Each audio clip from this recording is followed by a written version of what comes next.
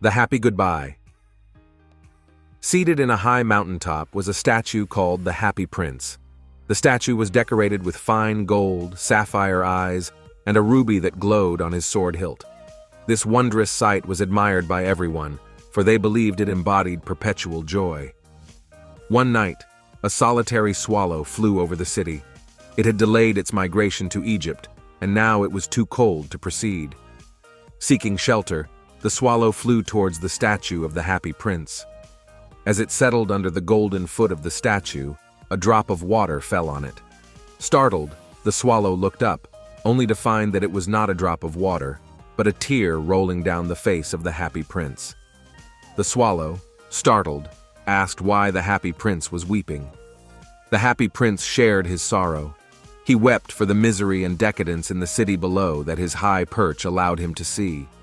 He spoke of the loneliness of a sick child yearning for oranges his mother could not afford, the drudgery of a poor seamstress struggling to finish a dress for a spoilt dancer, and the starvation faced by a playwright too ill to write. Touched by these accounts, the swallow decided to help. The Happy Prince asked the swallow to peel off his gold leaves and distribute them among the people, and position the ruby and sapphires where they were most needed. The swallow, despite the impending winter, agreed to help out and stayed back. So began a routine. By day, the swallow rested at the feet of the Happy Prince, and by night flew about the city, carrying out the orders of the benevolent prince. In time, the Happy Prince lost all his grandeur, the gold leaves were shed, and the jewels removed. As winter set in, the swallow could feel his strength wane. However, he chose to stay a little longer to comfort the now plain Happy Prince. One freezing night, the swallow conveyed his final goodbye to the Happy Prince, and with a weak flutter of wings, fell lifeless at the statue's feet. The Happy Prince, disheartened, felt his heart break. The next morning, the city councilors noticed the dull statue and the dead swallow.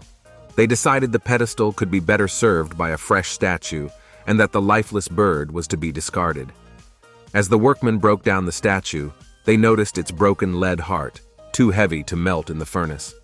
Along with the lifeless swallow, the heart was discarded. Yet, high above in the heavenly realms, an angel presented the discarded heart and the lifeless swallow before God, claiming that these were the two most precious things in the city. Agreeing, God declared that the devoted swallow would sing forever in his garden of paradise, and the Happy Prince's heart would hold dominion over all city's happiness.